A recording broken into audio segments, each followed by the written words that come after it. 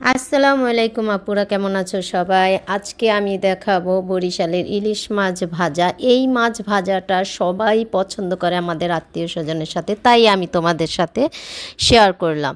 এই মাছটা আমি ভালোভাবে পরিষ্কার করে ধুয়ে নিয়েছি, তারপর কেটে ভালোভাবে সাইজ করে নিয়েছি আমার পছন্দ অনুযায়ী। বেশি মোটাও না, বেশি পাতলাও না, এরকম টাইপের সাইজ করে নিয়েছি। এরপর আবারও ভালোভাবে ধুয়ে পরিষ্কার করে আমি এগুলোর মধ্যে লবণ দিয়ে নিয়েছি। কিছুটা সময় লবণ দিয়ে মেখে রেখেছিলাম 30 মিনিটের মতো। আর এখন আমি দিয়ে দিচ্ছি এখানে হলুদ, মরিচ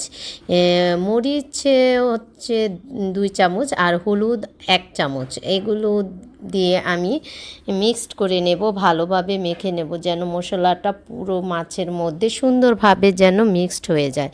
তো এটার মধ্যে একদম সুন্দরভাবে মিক্সড করে নেব। এখানে দেখো মশলাগুলো কিন্তু তেমন ভালো মিক্সড হচ্ছে না, তো তোমরা প্রয়োজনে তোমরা পানি ব্যবহার করতে পারো যেন মশলাটা ভালোভাবে মিক্সড হয়।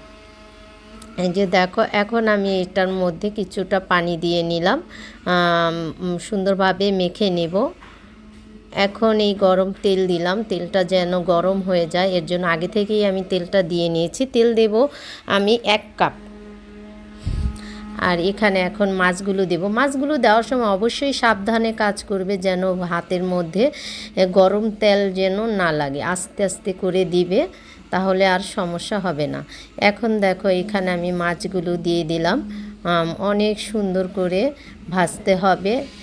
বেশি জাল দিলে মাছটা পুড়ে যাবে। আমি মিডিয়াম জালের মধ্যে রেখেছি যেন ভালোভাবে ভাজাটা হয়। যেহেতু মাছটা আমরা ভাজবো, তাহলে মাছটা ভাজার জন্য একটু ডিম জ্বালিয়ে ভাজলে ভালো হয়। তো এখানে আমি মাথাগুলো কাটাকুটোগুলো দিয়ে দিলাম। এখন এগুলোকে আমি এপিট ওপিট করে সুন্দরভাবে ভেজে নেব। আর এর মধ্যে আমি দিয়ে দেব এখানে আগে মেখে রাখার মশলার মধ্যে পেঁয়াজ কুচি আর পানি দিয়ে ভালোভাবে কুচলিয়ে নরম করে নিতে হবে পেঁয়াজটা। আর তার মধ্যে একটু লবণ দিয়ে নিয়েছি। এখন ভাজা মাছের মধ্যে আমি টমেটো দিয়ে দিলাম। আর যেগুলো আমি এখানে যে টমেটো মশলা সবগুলো এখানে দিয়ে ঢেলে দেব।